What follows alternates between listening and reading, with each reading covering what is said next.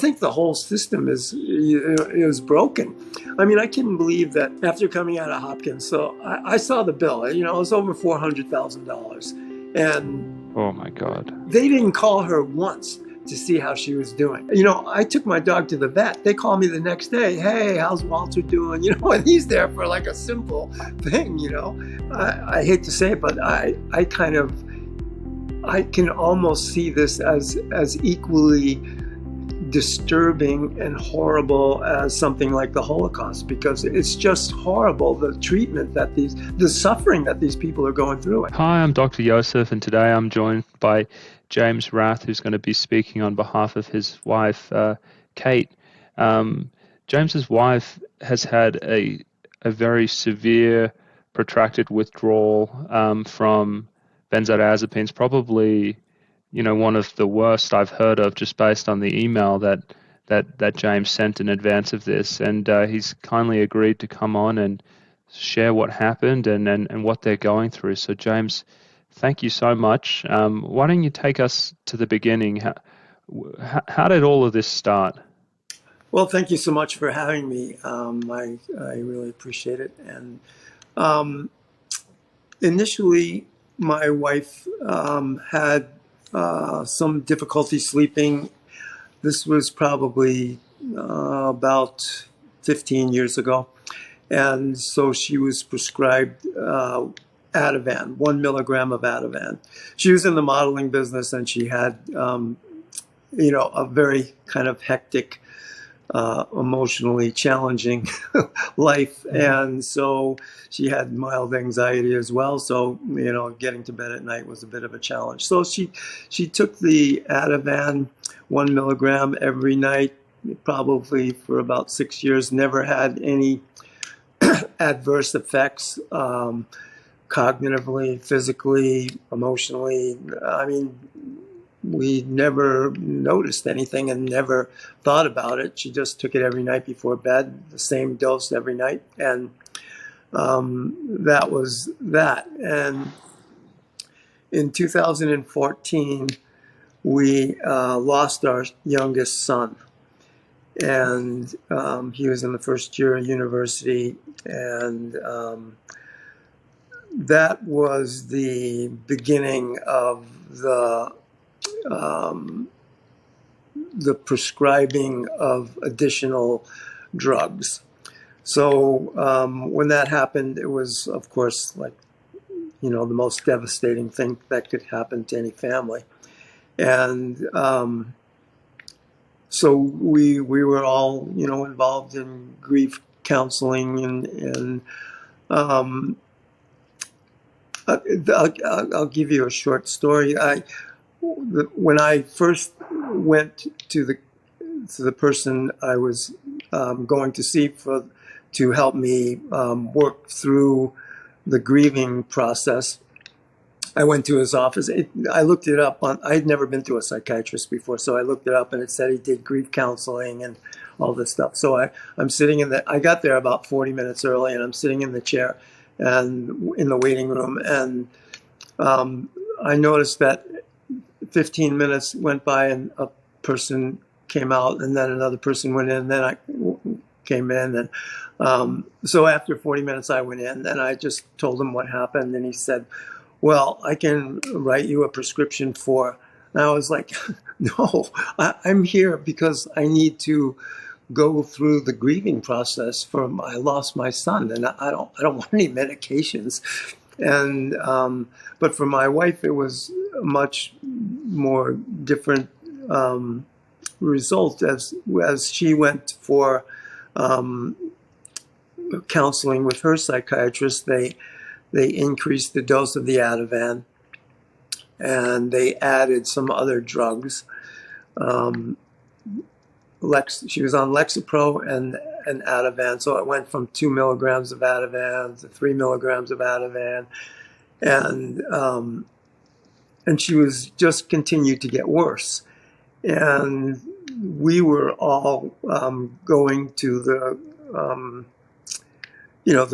grieving counseling sessions and everything, my son, myself, and my wife, and she was really not able to because of the medications, she wasn't able to properly process the grief. And so I called, there was a program developed at Columbia University for complex grief counseling. And so I thought, well, that sounds perfect. And then so she was enrolled in that.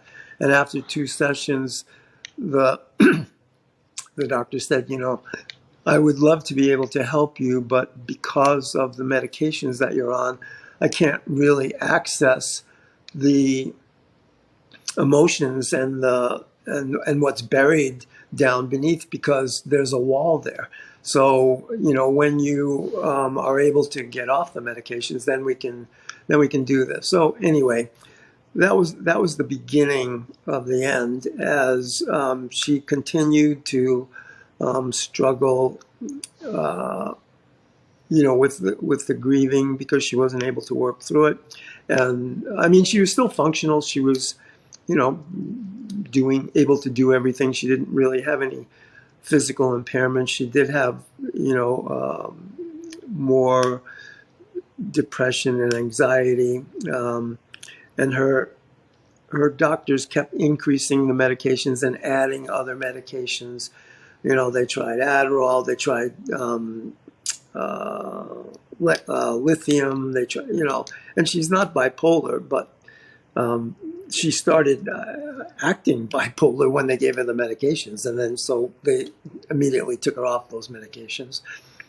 But as time progressed, she, they continued to prescribe a cocktail of a variety of medications that were, in my opinion, they weren't doing the job. They were, they would give her the Adderall, and then they would give her something to help calm down from the Adderall, and then they would, give her. They kept increasing and increasing, and they switched from. There was a period where she was on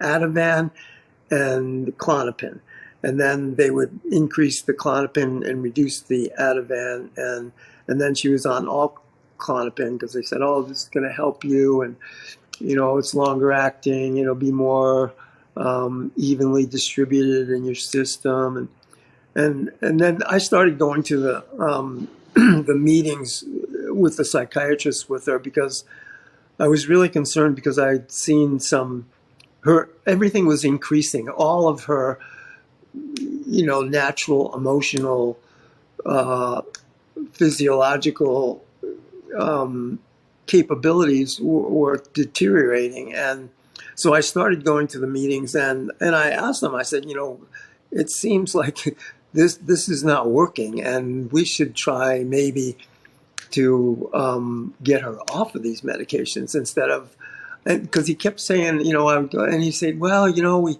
have to get her stable. And I was like, well, she's, the more medications that she's prescribed, then she's, in her system, it seems like she's getting more unstable. Like this has been over a period of 3 years after my son passed away, and things just kept getting worse and worse.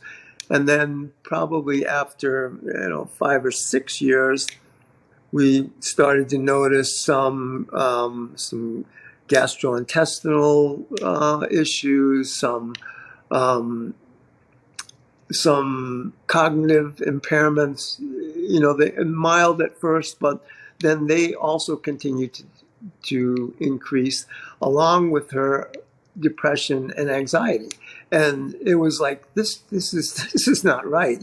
Initially, yes, the medications did provide her with some relief from the anxiety and the depression. But after a couple of years, I think they were doing the opposite. They were adding to it. And then in 2020, she started experiencing, this is 6 years after my son passed away, she started experiencing interdose withdrawal, and the physical symptoms became much worse. She, gastrointestinal issues, and cognitive issues. I mean, my wife is a intelligent, you know, wonderful woman, and she couldn't barely, select a movie on Netflix. I mean, it was so obviously not her. Um, so, we thought, and we didn't know. I mean, I was asking, I was really concerned because, I mean, we had supposedly a really good psychopharmacologist, Yale graduate, the whole thing, um, expensive. And, we both had an initial trust, and, we're trusting him. Like, I don't know anything about medications and I hadn't really been exposed to. I mean, I had never taken any medications, but I've never really been exposed to any bad press or anything about this. But I began, just by observing my wife and the changes that have manifested in her over the last few years, that I just kept asking, like, I don't think this is right. Like, I think we have to take a different approach, because you've been saying that she has to be stable, and as we meet every month, you increase the dosage, and she's becoming more unstable. So at one point, we decided, we have to start reading about this, or there's something is wrong. Like, I asked the guy, I said, is there any risk, or, no, you can take this, for the rest of your life. And my wife is like, well, I like to have a glass of wine at night. Is that okay? Oh yeah, sure, you can have a glass of wine. Like, that's the worst thing you can do. I mean, when she started taking a glass of wine, I was like, no, you can't have any wine, because I can see what it's doing to you. Your speech is slurring. It's not good. I don't care what the guy says. And then I began to be not so trusting, and so we started investigating, and we somehow came in touch with Dr. Ashton and her. We started reading more about it, but I actually started tapering my wife at a very slow rate. I'm a baker, so I had a very accurate scale for yeast, because and it was like to 1/1000th of a gram, so I could shave off the one pill was like 597 thousandths of a gram, so I would shave off a few thousandths of a gram, and we got down to about 23%. She didn't have any, like, no issues or anything. And then her mother passed away, and so we went there, and then that was kind of a very alarming trigger for everything, because she actually went all back up to 4 milligrams of Klonopin, and it wasn't going well. And so we had some contacts at Johns Hopkins, and we thought that maybe it's a good idea. We had talked to them, and they said, we do a slope taper, and although I wasn't wise enough to ask them what that meant, but because to Johns Hopkins, a slow taper is 4 weeks. So that is not slow. I mean, it would have taken me, the schedule that I had was about 18 to 24 months, which, I'm really regretful that I didn't stick with that. But anyway, so there had been a couple of, I kind of left out a few details, but along the way, before she got to Hopkins, her psychiatrist also recommended electroshock treatment. So she had that. She had ketamine injections, and they thought that she was just depressed, essentially, that her depression was evolving. They never considered that the medications, even though you saw it happening that way, were making her worse. Yeah, there was no, they would just come up with, well, I mean, I think your wife might be a little bipolar. She's got, chronic irresponse. I think it was, Treatment no, resistant. yes, yes, yes. Yeah, yeah. And so, this is what we have to do to get her stable. But, I don't know. I just felt like, And I may I know ask, how old was she in 2014?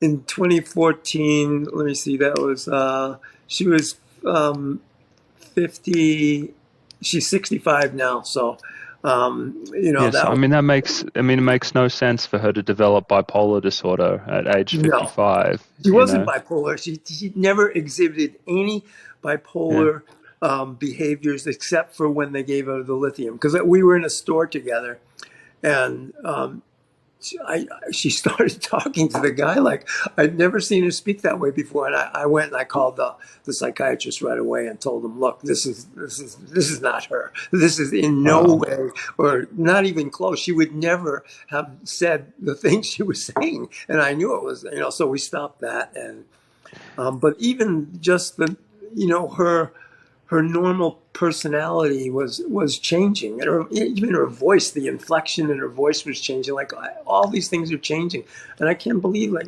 these guys didn't notice it. Like it was very, um, you know, it was just I didn't know what to do, and I couldn't find anyone because I wasn't really educated on any of this. Like I didn't, they kept telling me, no, there's no risk, or there's nothing to worry about. This is a completely harmless medication, and um, now I certainly know the difference. I mean, I went to the dentist the other day and a couple of weeks ago for an extraction, and they gave me a form to fill out. That was that I was confirming that I understood all the risks. This is a simple tooth extraction, and yet there was never any. They gave her completely misleading information. Like there was no danger in this whatsoever. And I don't. I really believe that all of these guys, they're very nice people and everything, but they're completely misinformed. And I don't think it was in any way intentional. Like they were trying to do this. It was just that, and I think it's really a systemic issue with the level of knowledge of all these medications. I mean, I don't really know much about the training of psychopharmacologists, but I think I heard your wife mention that she never heard anything really about the long-term effects of benzodiazepines, and there's no studies. So Well, what that's was exactly it, you know. When he's saying, no, there's no risk of this. I mean, how do you know? The studies of benzodiazepines, they're all like 2 months long max. At right? this point, your wife has been on it for 5 to 6 years. No one knows. No one really knows after that. And so I think what's happened in many ways is that the medical professionals have been influenced by what's in the journals and influenced by what they see at conferences, and oftentimes that is just driven by groups who have the resources to get people at conferences and to get publications out, and usually it's pharmaceutical companies. And usually, the paper finishes something like this. Clonopin appears to be a safe and effective treatment for depression and anxiety with minimal long-term risks, something like Right. that, just some throwaway statement. You hear that enough times, and that's just what you think, and there's no groups out there who in a big coordinated effort are trying to get speakers into different pharmacology conferences around the country, who are trying to pump out papers like a pharmaceutical company would to promote a drug, where they say we're going to get 10 publications in the 10 leading journals over the next 2 years. There's no group that does that for side effects. So there's this massive skewing of medical information where it's just like, oh, these drugs are safe and effective and generally well tolerated. And that's how the majority of prescribers see these medications and they just hear it again and again and again, and then they wouldn't even know a side effect. They wouldn't even be able to recognize the side effect if they saw it. Yeah. Yeah. Well, when you're sitting at a table eating the Chateaubriand and having a nice glass of wine, and the pharmaceutical representative is telling you all about the benefits and all that. They're off the hook because they say don't use the drug for more than 4 weeks, which is, that's the best advice anyone could give. However, I don't know, there's probably 350 million people that are taking benzodiazepines worldwide, and I'm absolutely sure, although it's hard to find information that's reliable, that there's a very small percentage are taking it for less than 4 weeks, or taking it, if they have to go on an airline flight or something. I mean, all of the horror. I mean, I was relatively sheltered from the degree of suffering that exists, and I just can't believe that in our society that that this can be allowed to. I hate to say it, but I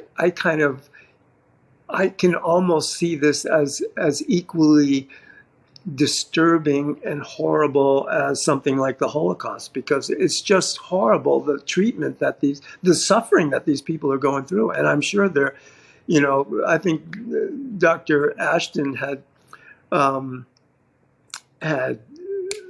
kind of estimated that 5 to 10% of the people that are on benzodiazepines may be experiencing this kind of a withdrawal issues. So if there's 300 million people, that's a lot of people. That's millions of people that are going through this, and the data is very skewed because they're when they had the OxyContin crisis. It was very easy because so many people, they would die and then they would say, yes, they overdosed from, OxyContin. But with benzos, it's much more discreet and it's much more hidden. My wife's cousin's son was on benzo. He was, I think, 39 years old. He was on benzodiazepines for quite some time, and his doctor said, we really can't give these anymore, and I think it'd be a good idea if you stop them. And he stopped them, and a week later he hung himself. And there's so many people that are. A friend of mine had his father in the hospital down here, and they called him and said, your father's exhibiting very agitated, aggressive behavior. And so he went there and he started investigating. Yeah, because they took him off his meds, and they think, okay, well, he doesn't really need these here. And that's the thing. I mean, it's all there's so many medications, not just benzodiazepines, but other, antidepressants and other things that you can't just stop and expect that the person is just going to be normal. I mean, it's very sad, the level of misinformation that the medical community has. I mean, I was just talking, and I feel so bad for all these people when I hear their stories. I mean, I just can't believe it. It's just so horrendous that we would allow this to happen in this century. It just seems so I don't know. I mean, people are storming the Capitol for things like that. I mean, it seems like we should be more able to bring about change to help these suffering people, because they're I don't know how it works. I mean, I've written to the FDA. I've called all kinds of people, and I'm sure there's a lot of work that's being done very diligently. But I mean, I don't know. It just seems like so urgent, the degree of suffering that people are going, and people are losing, years of their lives. They're losing their families, they're losing their friends, they're losing their, you know, jobs and their joy. And it seems like we're just helpless. Like there's no one, I couldn't find anyone to talk to that knew what I was going through to help me manage her health care. When I go to the doctor, that's the other thing. I mean, we had after. Well, let me continue on my timeline. Sure. So Okay. I'm getting distracted. But Johns so Hopkins. Yeah. Johns Hopkins. What that was in February of 2022, and we thought that this is one of the best hospitals in the country or in the world or whatever. They're very, you know, well known and for all that they do, and they do a lot of wonderful stuff. So she went there in February of 2022. They, told her, this is the plan. We're gonna, take you off it slowly, and then so in the first week they took her off. They took away 1 milligram, so she's on 4 milligrams of Klonopin and 150 milligrams of an antidepressant. I forget the name of it, but and Effexor, probably, right? Maybe or no, it was Zoloft, Zoloft. sertraline. Thank you. Yeah. Yes. Okay. Um, so they took away the first milligram, and that wasn't horrible. But I mean, I was talking to the guys, the psychiatrists, and saying, why can't we just work out a program where it's going to be slower? Because he was like, no, I think the best thing for her is that we get her off of this and we get her off quickly, and because then she'll be done with it. And I was under the impression that this was going to be a slow kind of a partnership, that they were going to get it started there, monitor her, and then send her home, and then we would finish it at home. Because I knew that there's no way she's going to stay in the hospital for, a year or whatever, whatever the program took. And so as she was in agony there. She wasn't sleeping. She wasn't eating well. She wasn't, and the doctor's calling me and saying, her speech is much more clear. And I noticed this. And, she seems like she's bipolar. So we're going to give her some lithium. And I was like, well, she's not bipolar. And then they said, well, she's very thin and she's not eating. I said, well, she's eaten. She usually weighs 100. She was very thin and her BMI was very low. But it wasn't because of anything other than the medications. I mean, she was a very healthy, person. We were rock climbing and hiking and bicycling and kayaking and doing all these things prior, even though she was going through the, withdrawal and the stress of that. She was very functional. But after, so they took her off of 1 milligram a week for 4 weeks. That was it. That was the program. And she was just calling me, just crying and the treatment there was subhumane. And I had a couple of video conferences with the psychiatric staff there, and it was pretty humiliating for me because they just pretty much, I was kind of telling them what I knew about, the Ashton method and everything, and they were just like sitting there with their arms folded, and they were just kind of like, yeah, okay, buddy. Yeah. We know, we're Johns Hopkins, we know. And they were telling me, and I found out from talking to other people, and she was on Meyer 6, like the gentleman and she never got an opportunity to work with him, but so they all are completely convinced that the benzodiazepine withdrawal is exactly the same as alcohol withdrawal. And although, yes, it does have some commonalities and receptors and all that stuff, but it is in no way equal to alcohol withdrawal. And they kept telling her. So after she's off the medication, this is in March now. She started on February 2nd, and then we're in the first week of March. And they just, she's got the blinds drawn, and she can't really. She's not going to group, and she's sitting there shivering, and she told me she had to wash her clothes every day because everything was just soaking wet. And they would say, like, oh, I don't know what's wrong with you, but you should be going to group now. And they were telling me, and even they're even passing all this information on because it's a teaching hospital, and they have all the interns there, and they're all kind of learning the same thing. They're telling her that your symptoms have nothing to do with benzo withdrawal. There's something else going on. And, maybe you have an eating disorder, and that's doing it. We should send you up to the eating disorder floor.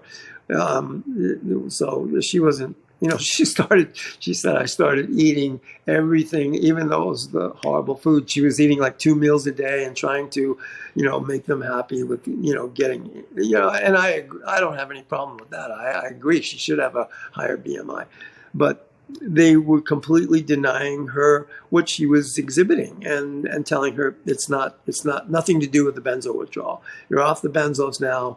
And so she was there for about 10 weeks, and she just couldn't take it anymore.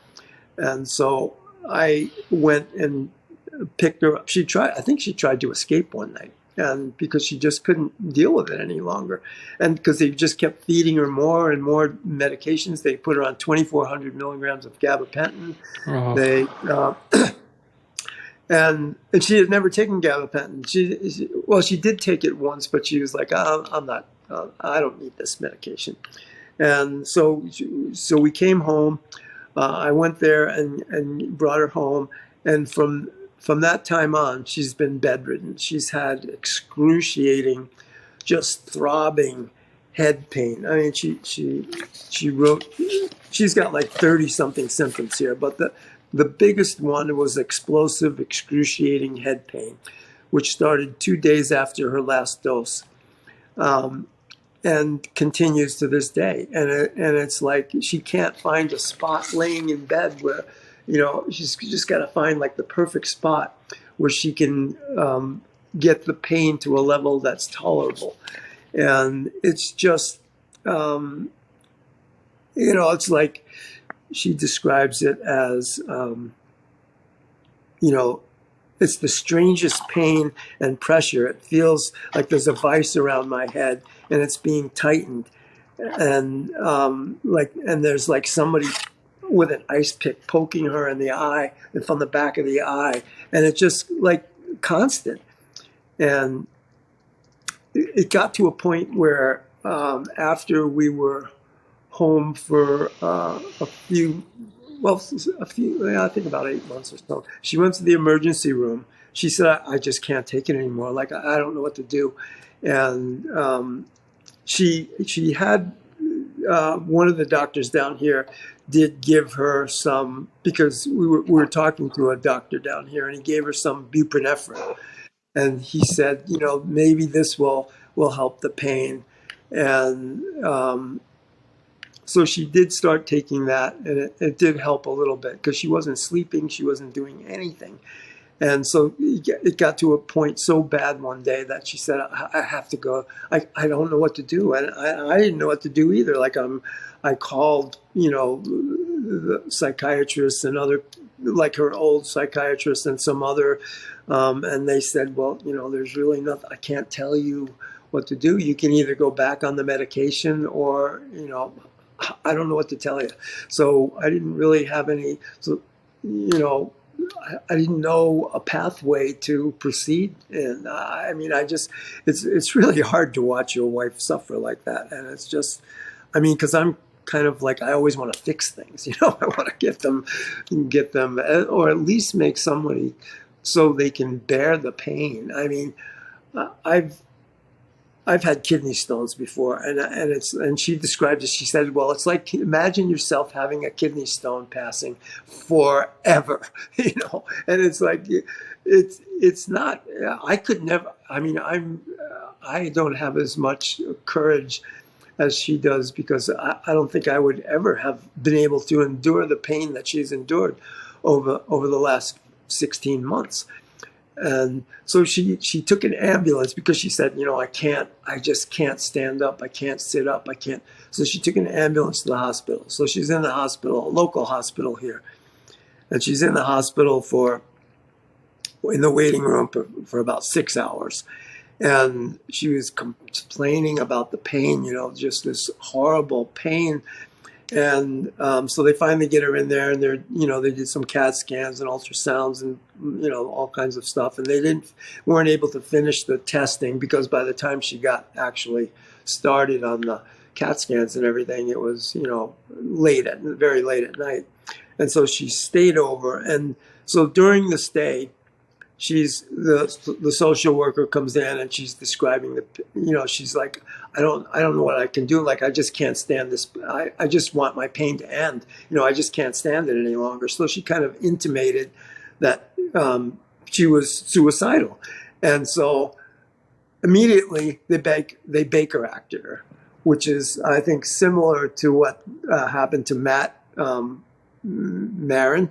And that was like, I couldn't believe it. So I went down there. I met with a psychiatrist, and they were saying, well, your wife is psychotic. She's severely unstable. And I was like, oh, they gave her ketamine. They gave her some other medications too. That, and I told them, like, they were going to give her benzos, and I was like, no, you can't do this. You can't give her any medications. And I'm talking to the psychiatrist, and I said, okay, she's Baker acted. That's a 72-hour hold. And he goes, oh, no, well, we took her off the hold. We took her off the Baker Act, but she still is required to stay here until she satisfies two requirements. One, that she achieves a BMI of 15, and the other, that she takes the appropriate medications. So I was like, well, I agree with you on the BMI. I got no problems with that. Well, what medications are you talking about? And he goes, well, it's going to be a psychotropic medication. And I was like, but that's why she's here. The medications are how she got into this mess. And so I started explaining, from my perspective. And so the psychiatrist said, well, what is your background? So when I told him, well, I was a partner in a bakery and all, he was going, oh, so I understand where you're getting your information from. So he pretty much dismissed that and wouldn't listen to me anymore. I said, well, why don't you tell me the medication and the dosage and I'll consider it, because otherwise I can't consider it. So I went back on the third day of I was going there every day, and they had her under guard in her room, and monitored extremely closely. And they would come in every day and say things like, well, your speech is nonlinear. And this guy's like all over the place with what he's telling me, and he's telling her that her speech is nonlinear. Anyway, so on the third day I asked him, okay, so what is the medication and the dosage? And he goes, well, that's it. The Baker Act is now in effect, and she's going off to a institution. And I was like, what? Like, how can you do that? And he goes, well, that's it. And there's no coming back. I was like, well, why did you change the plan? You were going to tell me the medication. And he goes, that's it. So at this point, I was like, I have to get it. They were sending her to probably the worst place in Florida. Just horrible. And so I hired an attorney. It cost me almost $10,000.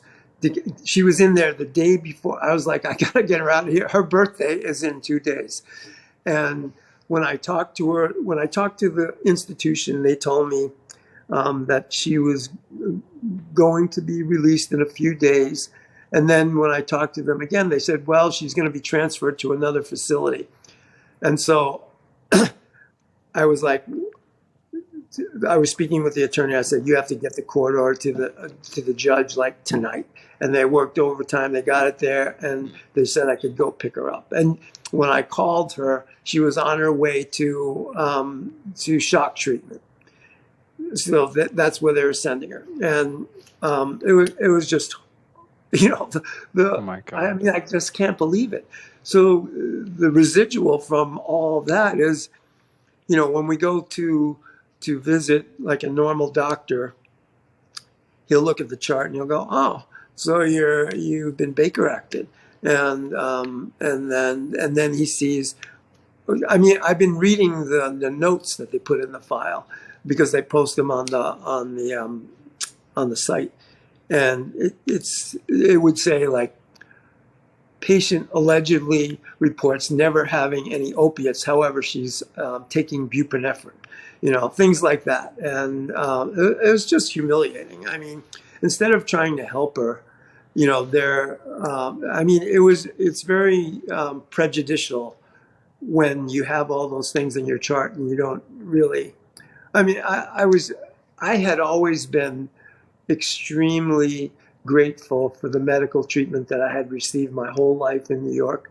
And I went back 3 weeks ago to go to Sloan Kettering because I had a surgery in 2005. And the people there are just amazing. And they treat you with dignity, and they're just professionals. And all the hospitals I've been in and other, for just things like breaking your arm or whatever it is. I was never in long term other than the surgery.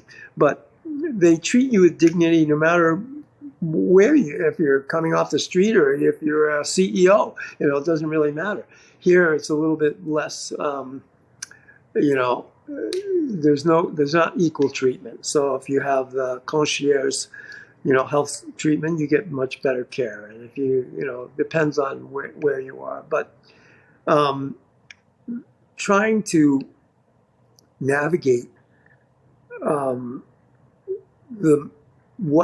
to manage someone's health care was really frustrating for me, and I couldn't find anyone that was knowledgeable enough to give me advice on what can I do. So I didn't know what to do, and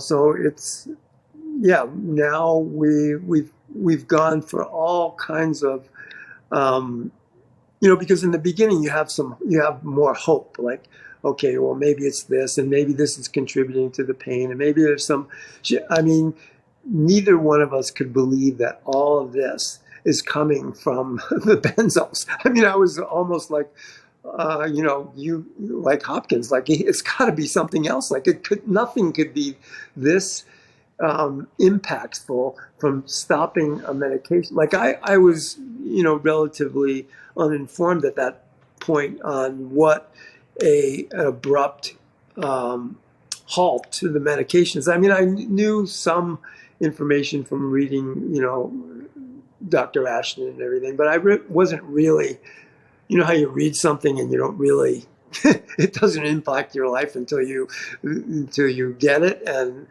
then it really, looking back, I realized that how many mistakes we made and how foolish we were in the decisions. But it was just, we were navigating with our eyes closed, and it was just so difficult to. Because there's no, I played tennis with a few doctors, and they were like, they didn't really know.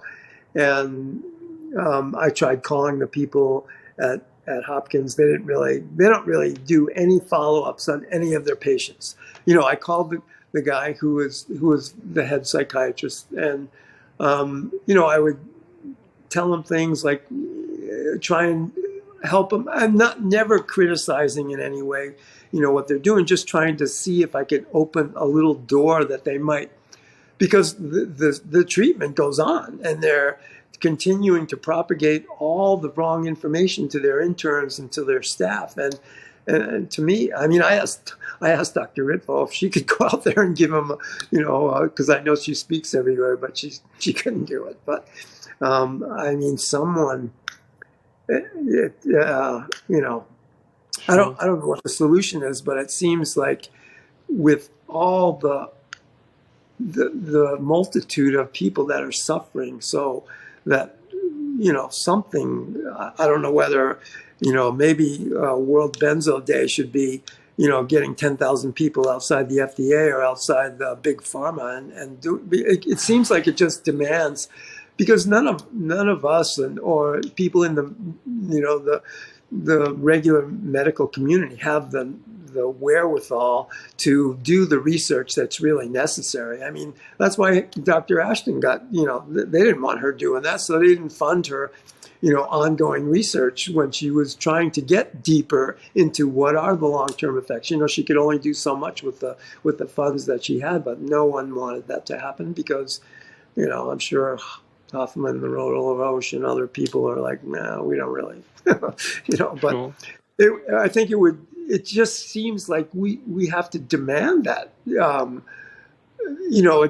you can't, I don't know how you can, create a medicine that people use for 10 years and you only say what happens after 4 weeks. And then it's like, well, I told you not to use it for 4 weeks, or at least if it's designed to be used for 4 weeks, then there should be a rule that psychiatrists can't prescribe it for more than 4 weeks, and then get someone has to sign some kind of waiver or something like that. This extra level of risk mitigation and informed consent, because they're just at the minimum. It's like they don't care, because I mean all of this stuff, BIC and the Benzodiazepine Alliance and these groups, these are all like they're volunteer groups, mostly self-funded, just running off donations, and then you have some companies out there, these are billion-dollar companies, not contributing to any of the risk mitigation. I mean, the Alliance for Benzodiazepine Best Practices, they publish all the guidelines, about protracted withdrawal syndrome, how to withdraw people successfully. All of it's funded by donations from patients, and isn't that crazy? Here you have companies making billions of dollars, and they're not contributing to that effort at all. It's completely asleep at the wheel and not caring at all. I mean, you worked at the FDA. Isn't? I mean, it just seems to. I don't know how the inner workings go, but ask me anything. Yeah. It just seems like, I'm sure there's hundreds of thousands of complaints about the residual effects of benzodiazepines, and what I don't understand is, if there's 250 complaints from Burger King about a bad burger, they're on the news. They're getting to it. But here we have hundreds of thousands. And what's the worst that could happen from, a bad burger? So, you're in the bathroom for 3 or 4 days. These people are losing years and years. I mean, I heard that interview with that pilot that oh my gosh, like, how can you can't retrieve 7 years of your life, and it just, I mean, my wife is crying 4 or 5 hours a day. She is such a social person. She hasn't been able to communicate with, her friends. She has tons of friends. She's such a social person. It is like the essence of who she is. And she used to talk to my son every day. She can't talk to him. She can't even talk to me for more than 15 minutes before she has to lay down. I mean, and just get in that position with no sound, no light, no stimulation whatsoever, so she can just bear the pain and get through it. And then getting up like that every day, it's like, I really don't understand how she can endure it. I mean, and the hope is dwindling because, there's no real solution for it. And, just time. But it's like if somebody told me I had, to hang on to this kidney stone for anywhere between 3 and 5 years. Like, I don't know. I think I'd be, having a very difficult challenge and asking for divine intervention, because I definitely would do not have the endurance to be able to, withstand that pain. And I've heard so many stories where, people are just completely losing all of the joy that they had in their life, and it's just heartbreaking.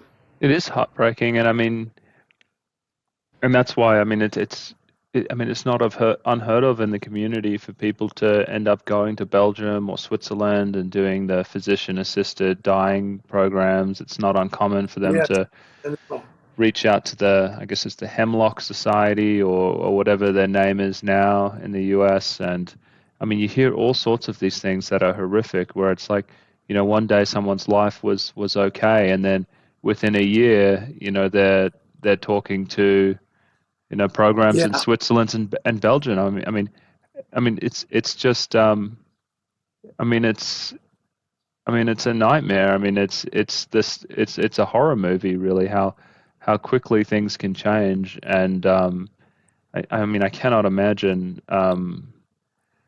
gosh, the pain that you've endured, that you've both endured over the last, sounds like 8 years or something like that. What a, you know, I feel like life looks different after you go through such tragedy. I mean, you really see how, I guess, how bad things can get, and just so quickly. I mean, it's, I guess, the world is never the same, I'd have to say, after you go through something like this.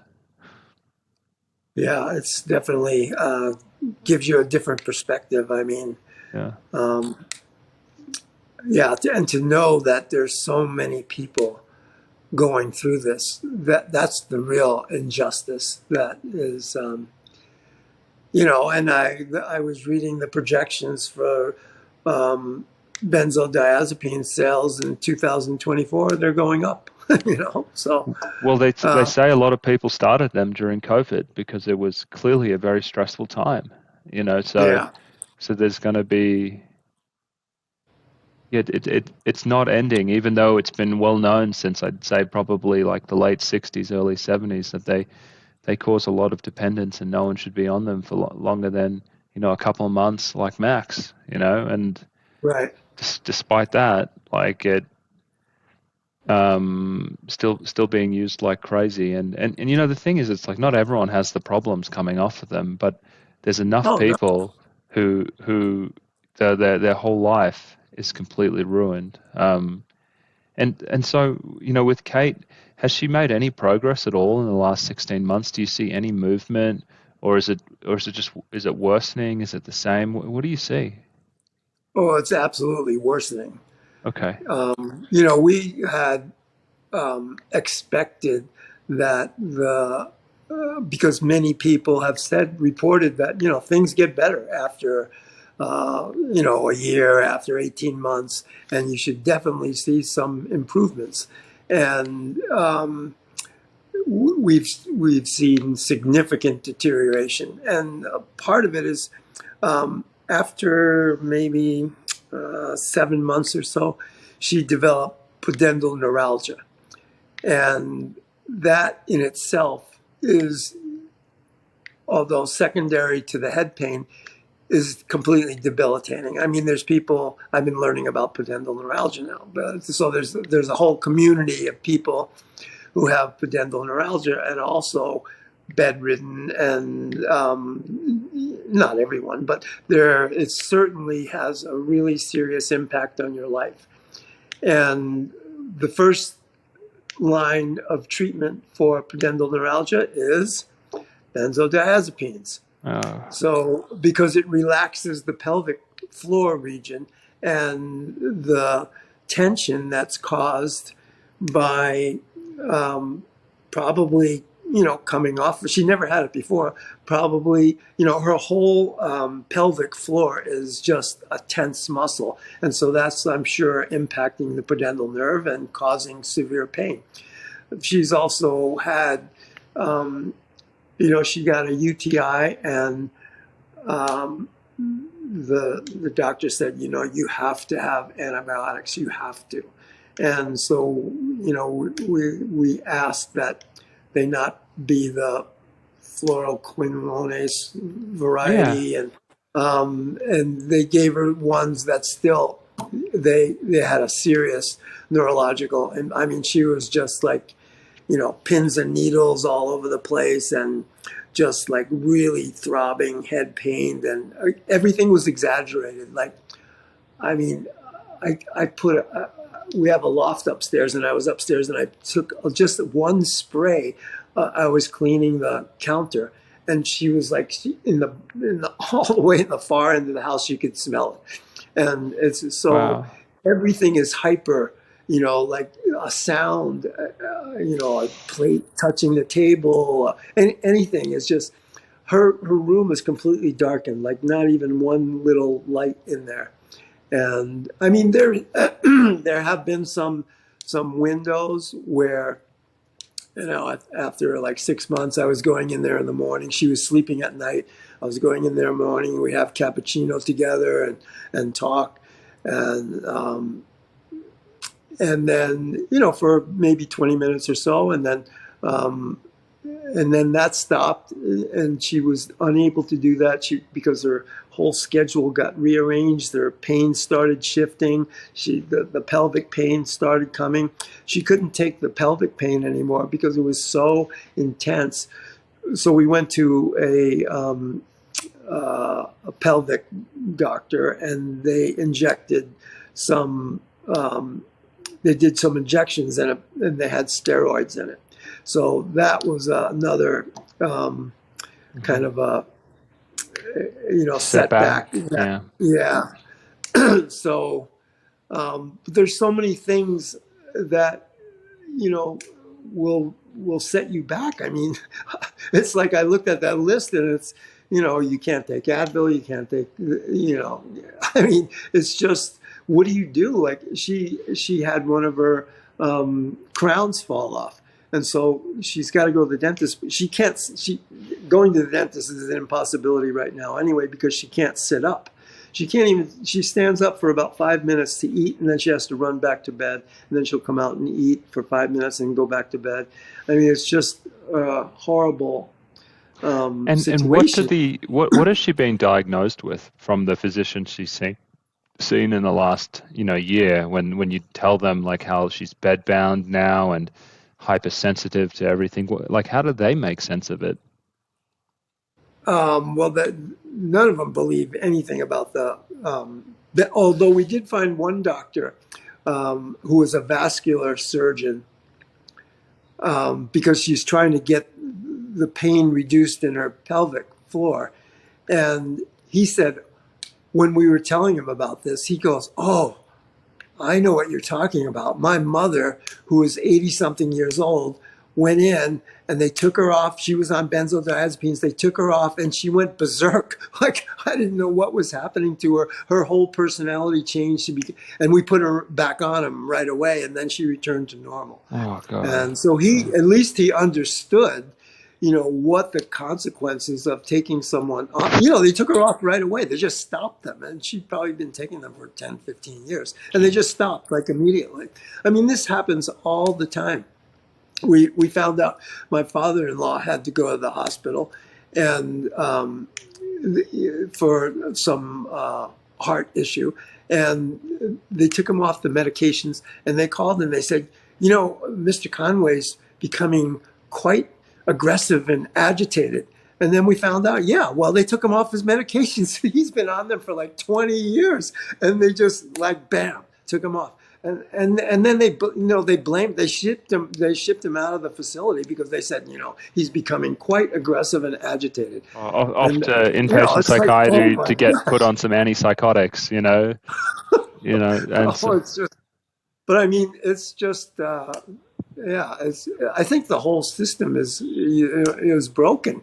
I mean, I couldn't believe that after coming out of Hopkins. So I saw the bill, it was over $400,000. And oh my God. they didn't call her once to see how she was doing. I called them, but they didn't call me. You would think after 10 weeks they would, I took my dog to the vet. They call me the next day. Hey, how's Walter doing? And he's there for like a simple thing, and doctors, they just don't do it anymore. I remember when I was a kid, my doctor knew everything about me. He knew my friends. He knew what I had to eat. He knew what I like to do for hobbies. They knew everything. Now it's like they don't really have the time. I went to a gastroenterologist because I tried to find one out here instead of going back to Sloan. And I handed him the booklet, and he said, I don't have time to read this stuff. I really can't do it.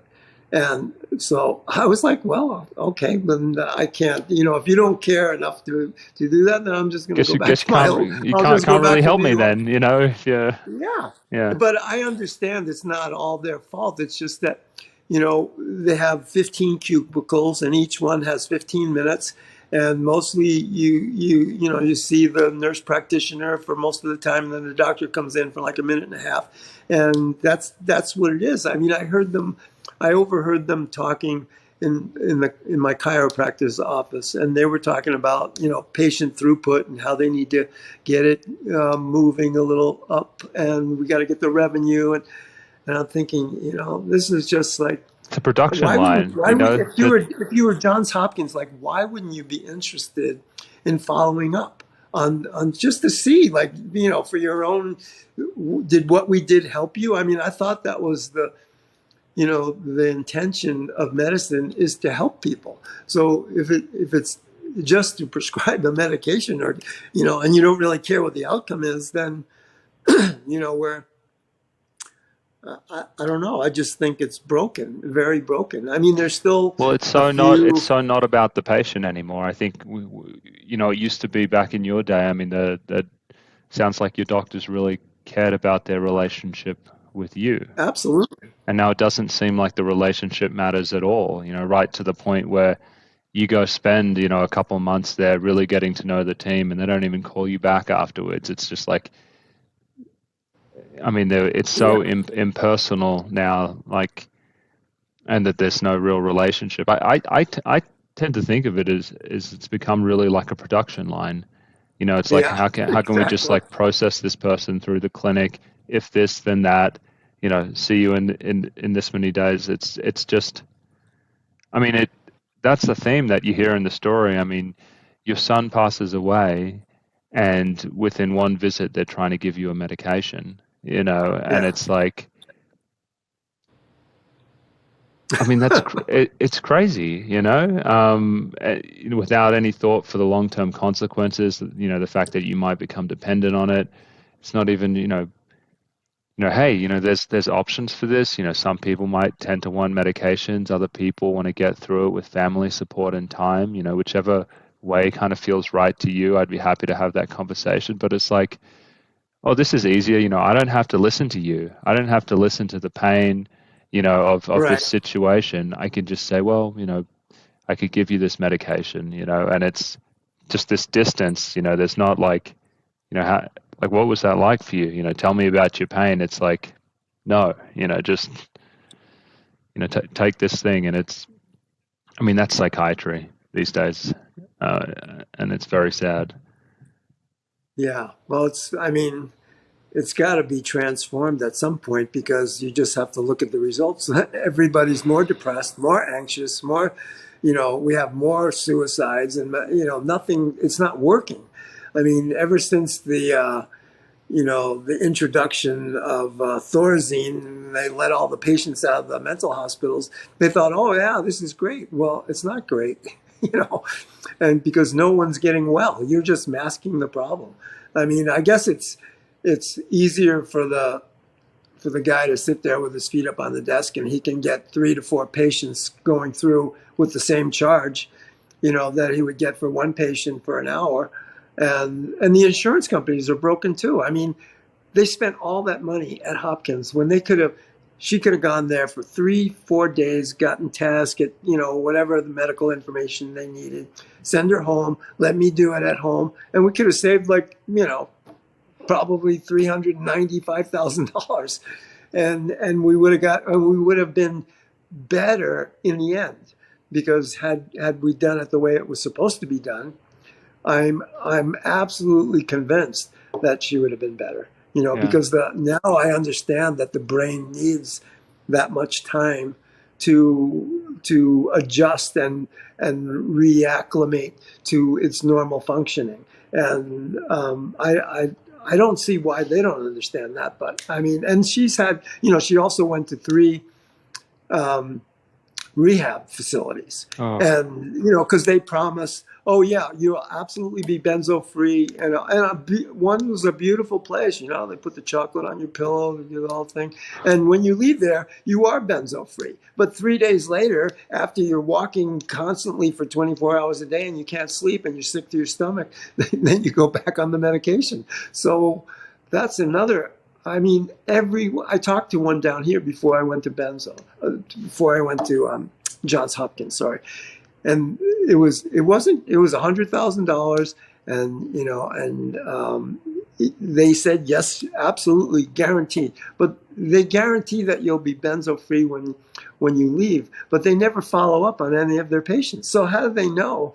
Like, they don't really care, I guess, because if you cared, you would be because I asked them for the follow-up research and they didn't have any, so if it's not like, Dr. Ashton truly cared about the people she was serving. That's why she monitored them for so long. And that's why she did everything in her power to help them and to listen to them.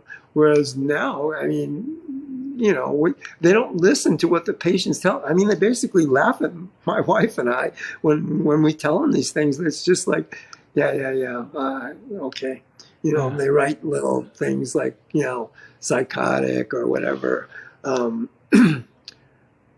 severe depression, this, yeah, but they don't realize that a lot of these things.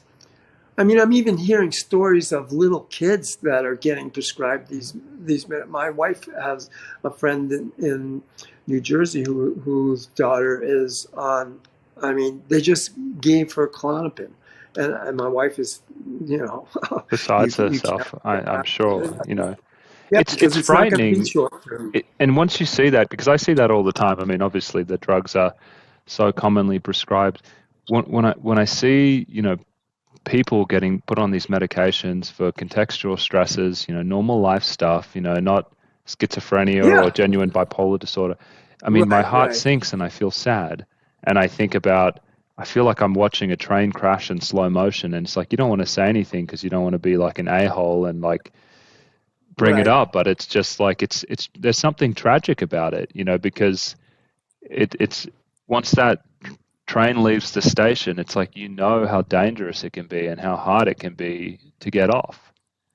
I mean, yeah, Yeah, it's the most serious infliction of pain on the human race.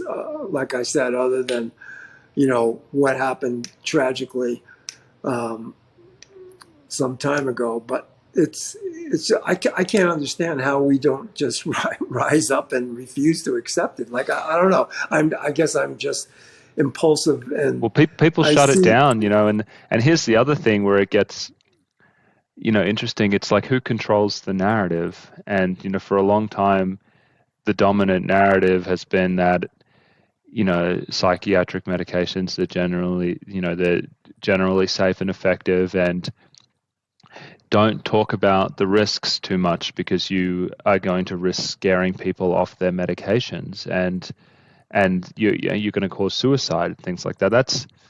And this has been promoted. This is what's in the media. There's different seemingly grassroots organizations like NAMI and Bipolar Depression Alliance, and they pump out those messages as well. These conditions are very serious, they need to be treated, Right. medications are needed. These conditions are stigmatized. Be cautious about how you talk about risks, and all of these things. They don't sound that bad. When you see them on face, but if that's the only message that's getting pushed out there, and those groups are all funded by pharmaceutical money, that also contributes to the way people see things, because people are hesitant to talk about risks of drugs, and there's this kind of there's this undertone of there's almost a threat there. If you talk about these things, you're a dangerous person. You're poorly informed and dangerous. And I definitely felt that going through my training. And I mean, I've become so interested in just how off the rails things have begun, and just looking like how, yeah, just like you said, how is this essentially Holocaust occurring? Every single day. Families torn to pieces. Like, how does this I gotta, happen? You got to plug it in. Yeah, yeah. yeah, yeah, yeah, I didn't plan on using my phone, so yeah, yeah. uh, Sure. Yeah. How does this Holocaust happen, and no one realizes it? And I guess the thing is, I mean, you mentioned the FDA before. Why doesn't the FDA, take these things seriously when people are reporting it? It's like, because they're psych patients. It's like, oh, this is just another psychiatric patient who's a hypochondriac, or maybe right. this is just someone who's, the other thing that they've really spread is that everyone who complains about psychiatric medication is like a Scientologist or something like that. And it's like, and you can, I mean, you can have problems. I mean, you can come from any walk of life and want to issue a complaint, but they've blown it into this thing where it's like the only group of people who would ever complain about these medications have a kind of like a religious agenda or something like that, instead of actually, validating that there's, people have very genuine concerns about these things. Um, so but, you know, James, thank you so much for coming on and sharing your story and what happened with Kate. Do you think Kate would ever be well enough, maybe in a window, to chat with us as well? Oh, she really wants to, and certainly when the window comes, she would definitely be amenable to to sharing her story. But unfortunately, I don't know, and neither does she when the window is going to come. Yeah. And hopefully soon, But I mean, I appreciate all that you're doing to spread the word and to show the people that are suffering that you care about them, and I'm sure it's not easy. I know Bob Whitaker has probably got to have guards around his house for speaking out, and it's very difficult to speak the truth, but we have to do it. I mean, soon the big pharma has such a huge impact on and a lobby that it's very hard to go up against them. And no, I mean, there's no attorneys or anything. I don't know what the strategy can Social be media. to. That's my Yeah, strategy. That's the plan. That's because they're not there. I mean, they're mostly in medical journals and conferences, but hopefully, if we can pump out enough of this stuff on social media that it spreads organically, it will give us a platform to kind of challenge the narrative about these things. yeah. So I'm Well, we got yeah. to keep the social. I mean, Mm. Lisa Ling had a Mhm. piece on benzos. I think it was maybe her father or one of her relatives quite some time ago. So maybe we can get on. Maybe she'll see one of um, your interviews, and because it's very disturbing when it happens in your family. I mean, it's got to be Oh, just that's like an understatement. I mean, it's completely. I mean, it's just a tragedy, a complete tragedy. yeah. Um, and so I'm not slowing down. In fact, I'm speeding up. So if you send anyone my way, if you think there's a cool podcast that I could go on, or if you think that there's anyone I could talk to, I'm always looking for suggestions on how to talk to as many people as possible about this. Okay, maybe I can get some people from Hopkins. You can talk to them. Yeah, yeah. Okay. All right. Well, thanks so much, Yeah. Joseph. I really appreciate all that you do. Thank you. Thank you. I appreciate you coming on, and you have a great day. Okay.